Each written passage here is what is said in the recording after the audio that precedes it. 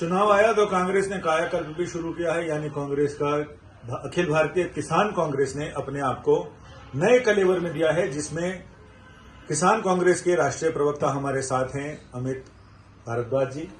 अमित जी, सबसे बड़ा मुद्दा क्या होने वाला है इस बार चुनाव को लेकर? किसानों का मुद्दा है। अब तक आपको लगता है कि किसानों की बात नेशनल प्लेटफॉर्म पर नए ढंग से कांग्रेस रखना चाह रही है?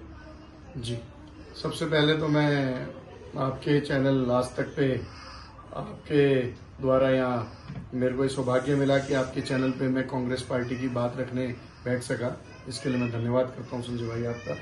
और रही बात, कांग्रेस पार्टी पहले भी किसानों की मांगों को लेकर, किसानों के साथ जो भी अन्याय हुआ है उसको लेकर हर प्लेटफॉर्म पर कांग्रेस पार्टी रखती आई है और आगे भी। अभी नया जो रूप, जैसे अभी हमारे कांग्रेस के राष्ट्रीय किसान कांग्रेस के चेयरमैन सुखपाल सिंह खैरा जी द्वारा जो ये संगठन बनाया गया है, तो हमारी ये बिल्कुल भरपूर कोशिश रहेगी। तो हम बहुत ही मजबूत तरीके से किसानों की मांगों को और जो किसानों की जायज मांगे हैं उनको सरकार को पूरा करने चाहिए। जो वायदे उन्होंने किसानों के साथ किए थे उन वायदों को पूरा करना। ये जायज विद इन कोर्ट है, इसको आप कैसे डिफाइन करेंगे? नहीं, उसको मैं ये डिफाइन करूंगा, जैसे कि पिछली बार भी सरकार ने उनसे कुछ वायदे किए थे, उन वायदों को उन्होंने हाँ तो भर लिया, लेकिन उस पर एक भी वायदे को पूरा नहीं किया।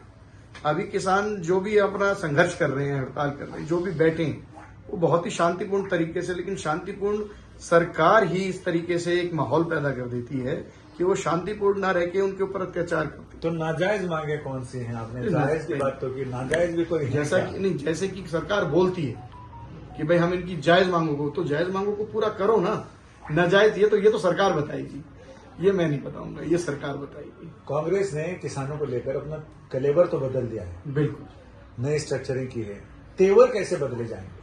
नहीं, तेवर बिल्कुल बहुत अच्छे रहेंगे और किसानों के पक्ष में रहेंगे। आम जनता की बात करेंगे, किसानों की बात करेंगे। जो आज सरकार ने इस देश के अंदर हमारे देश को एक निम्न स्तर पर ला दिया है हर तरीके से। आप बेरोजगारी को देख लो, आप महंगाई को देख लो, आप भ्रष्टाचार को देख लो, आप एक जो वायदे करे थे 8 करोड़ रोजगार के, बताइए कहाँ पे है? एक आम आदमी का जीवन दूभर हो गया है। आम आदमी अपना जीवन नहीं चला सकता, किसान खेती नहीं कर सकते, किसानों के कर्जे माफ नहीं करते। एक बड़े बड़े बिजनेसमैनों के तो कर्जे माफ हो रहे हैं, एक बड़े बड़े घरानों के कर्जे माफ हो रहे हैं। एक किसान एक छोटी सी एक मांग करता है कि हमारे किसानों को हमारे कर्जा माफ किया जाए, उन किसानों का कर्जा माफ नहीं करती सरकार। आपको लगता है कि किसानों का मुद्दा इस बार चुनाव का बड़ा मुद्दा बनने वाला है? बहुत बड़ा मुद्दा है। और आप देखना, इस बार इस चुनाव के अंदर किसान पहले जैसे कि ठगा सा महसूस कर रहा है पिछली बार, इस बार अपने वोट की चोट से इस सरकार को ये बताने का काम करेगा कि इस देश के किसान न कमजोर थे, न कमजोर हैं और न ये जनता कमजोर है। अपनी वोट की चोट से इस सरकार को बदलने जा रही है 2024। कई लोगों का ये मानना है कि ये जो चुनाव का खेल है ना, ये ताश के खेल की तरह। पहले जनता अपने पत्ते रखती है, बेरोजगारी, किसान का मुद्दा, भ्रष्टाचार, महंगाई, फिर बाद में सरकार ऐसा दाव लगाती है कि वो हिंदू मुसलमान भारत पाकिस्तान होकर चुनाव खुश हो जाते हैं। तो इस बार क्या लग रहा है कि देखिए, इस बार ये जो बीजेपी का जो ये हमेशा रहता है धार्मिक सद्भावना को बिगाड़ने का और हिंदू मुस्लिम करने का जो इनका फॉर्मूला है वो फेल हो चुका है। देखिए, काट की हांडी बार बार नहीं चढ़ती, एक बार चिढ़ती है, 2 बार चिढ़ती है, बार बार नहीं चढ़ती।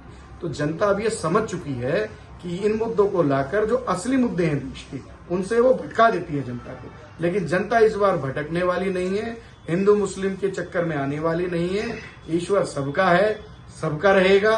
ये बीजेपी वेरीफाई नहीं करेगी या बीजेपी नहीं बताएगी लोगों को कि ये आपका भगवान है और ये आपका भगवान है। हमारा देश एक सांप्रदायिक देश है, यहाँ सभी लोगों के, सभी धर्मों के लोग बड़े प्रेम भावना से रहते हैं। इन मुद्दों पर अब जनता नहीं भड़केगी और इस देश में इस सरकार को बदलने का काम आने वाले दिनों में इस देश की जनता और किसान भरपूर तरीके से अपने वोट के जरिए करेंगे।